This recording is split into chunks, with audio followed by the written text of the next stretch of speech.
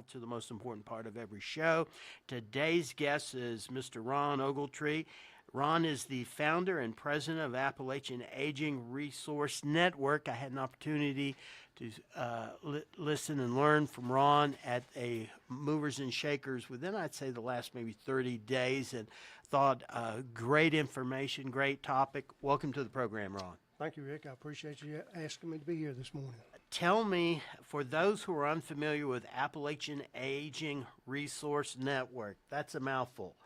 I like when you just go AARN. Yeah. I see why you say that. Yeah, it's a lot shorter. Tell me, what do y'all do?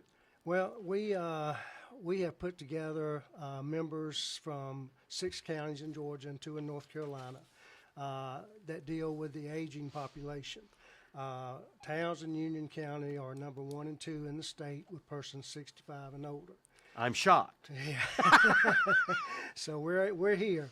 But it's the opportunity for us to reach out to the aging population with all our resources that we have to help the aging population, whether they want to age in place, whether they need information on health concerns, home care, whatever the case may be. Now, y'all are in Rabun, Hebersham, White Towns in Union counties, Georgia, and Stevens, sorry about that, in Georgia, as well as Clay and Cherokee counties in North Carolina. That's I correct. live in Clay, so I look forward to working with you when I hit 65. That's not far from now. Tell me, when you say what type of information,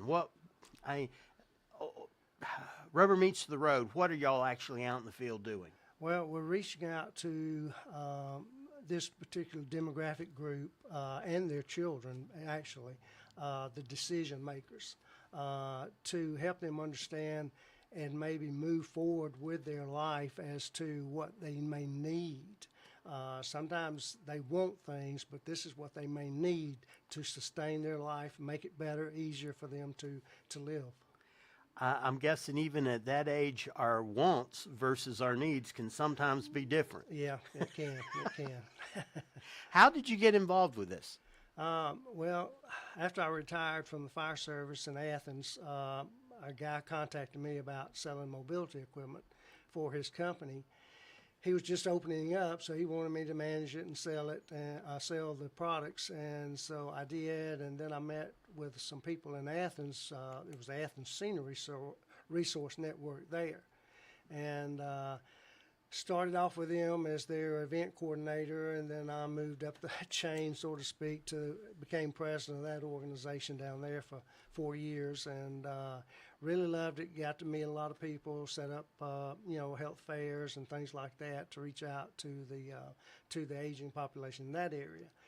Then after he decided to retire and close down, I said, well, we had a lot in Clayton, and I said, well, maybe we ought to try to go up there and build a house in Clayton.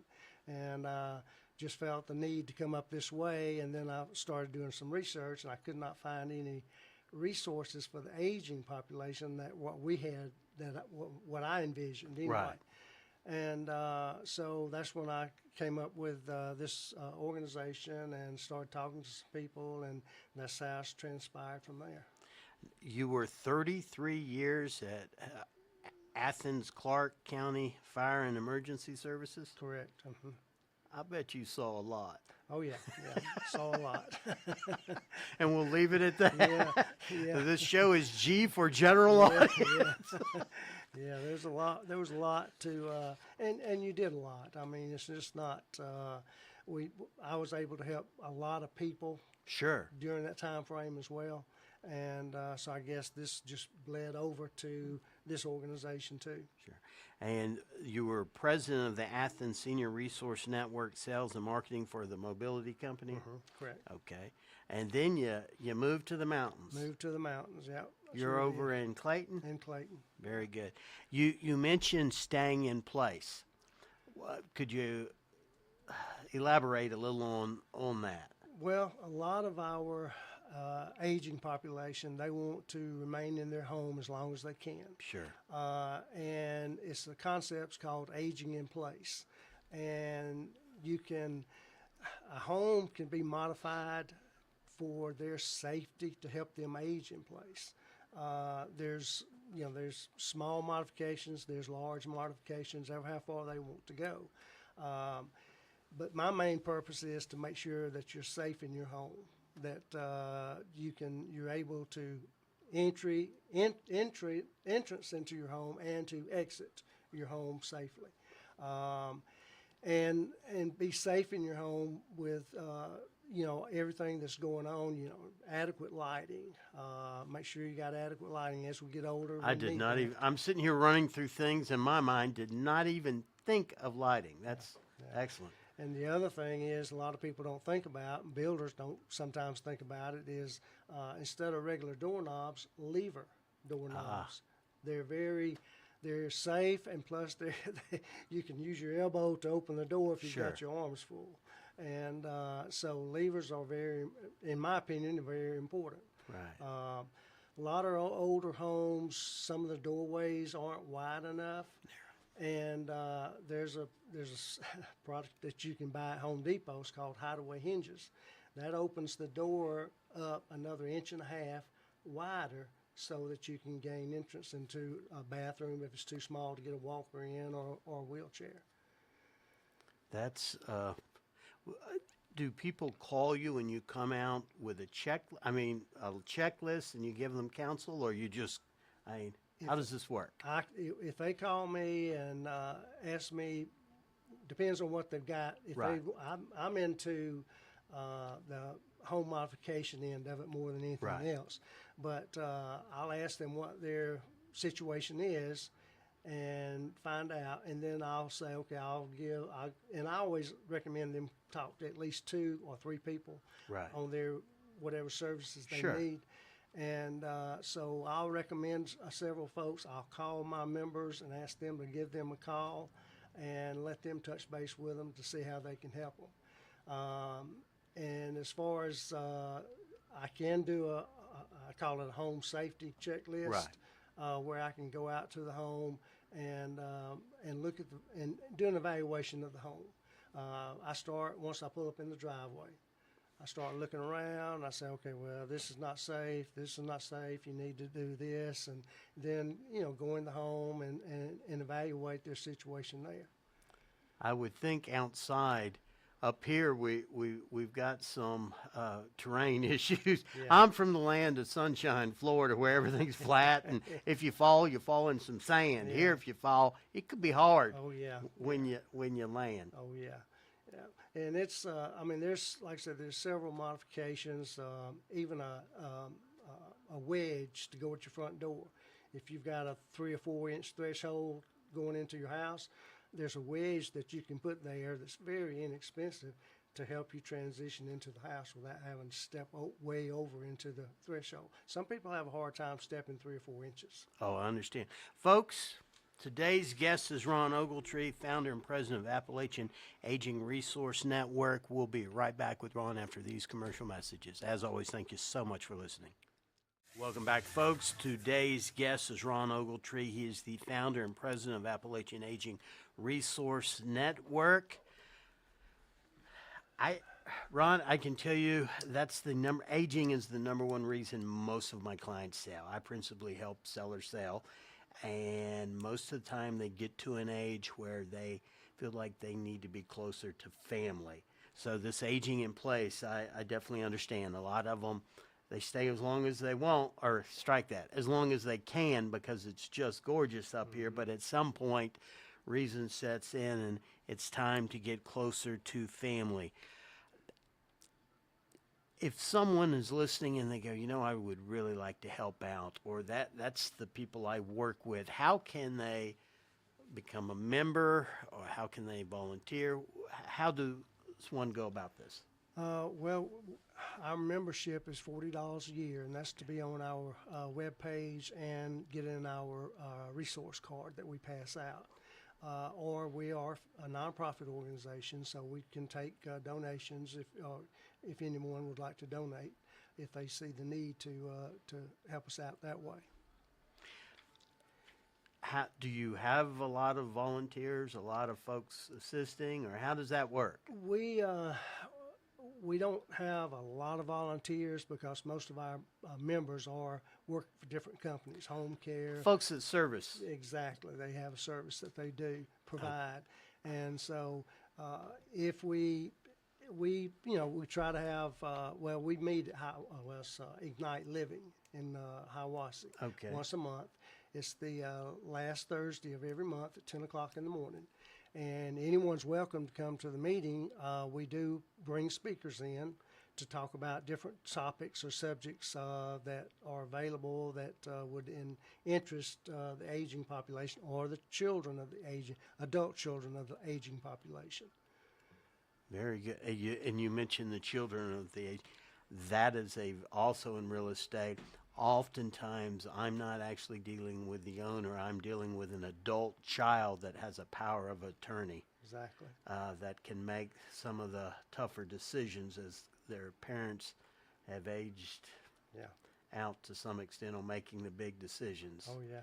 Well, in Athens, I had a lot of adult children come to me, and they would say, "I don't want to be exactly in the same position that my parents are in. What do I need to do?"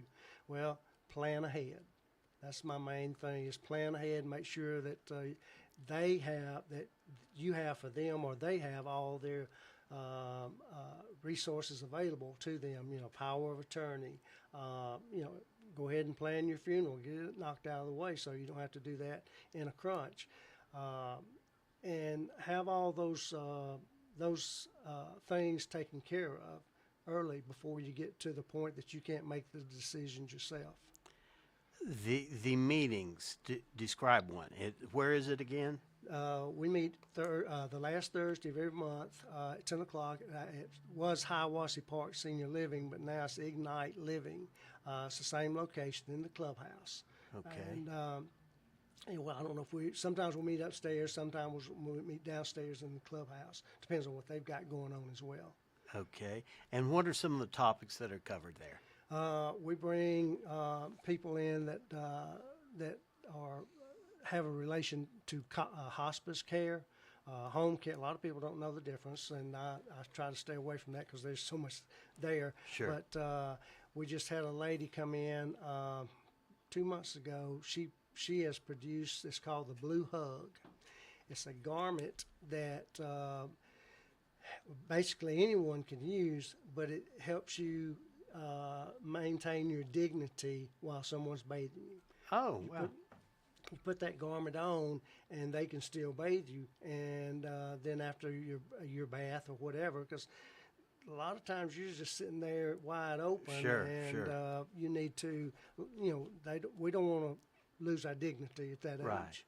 And she has that garment available, and it's online. She did a great presentation.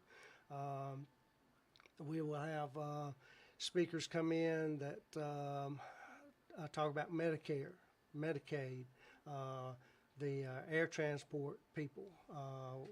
They'll come in and talk to us about that. So it's I bring in different speakers to relate to the aging population.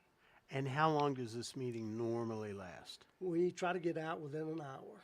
Very good. I'd like to. That's interesting. I'd like to attend some of those. Yeah. Welcome anytime. The last Thursday of every month.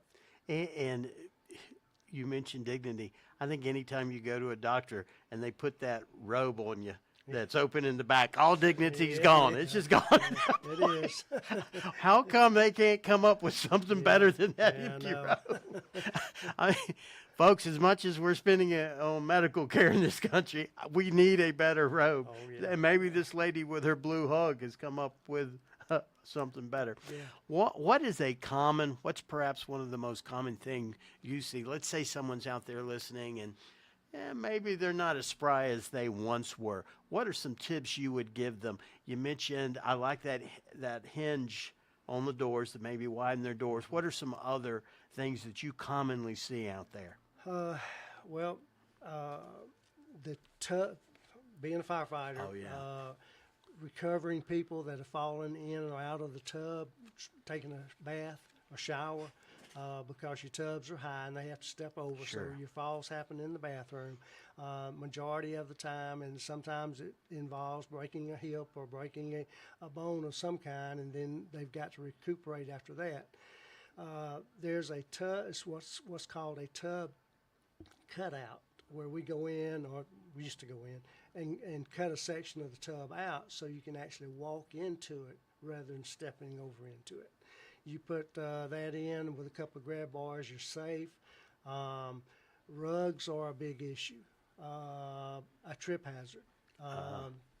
I had a guy with this guy, I've been knowing him for years, but his daughter called me, and he had began falling. And so I went over there on a Saturday morning and met with him, and first thing I saw when I walked in the door was a rug in his pathway. And so I asked his daughter about it, and she said, well, my mom gave it to him before she passed away. And so I sat there and I talked to him, and I said, why don't we put this rug over here in front of the TV? You can still see it. And after I talked with him and told him I was worried about him tripping over that rug, he said, let's do that. And we moved the rug for him. And he was fine, but of course he passed away several months later. Yeah. But you can only do so much to help somebody. They've got to want to help themselves. And it's hard sometimes to reach out to people that just don't want to help themselves. Well, it's hard to admit we aren't what we once were. Yeah, exactly. I definitely, I can relate. Oh, yeah. I understand that. Folks, today's guest is Ron Ogletree. Ron is the president and founder of Appalachian Aging Resource Network. If you have an aging parent, if you're aging yourself, I would definitely recommend. I go into a lot of homes, and a lot of our homes are not prepared for the aging process, and it sounds like this organization can definitely help. Their number is 706-202-1002. That number again is 706-202-1002. And their website is AppalachianResource.com. AppalachianResource.com. If you're in that situation, I hope you'll reach out. They do a lot of good in our community. Thank you, Ron. Thank you very much.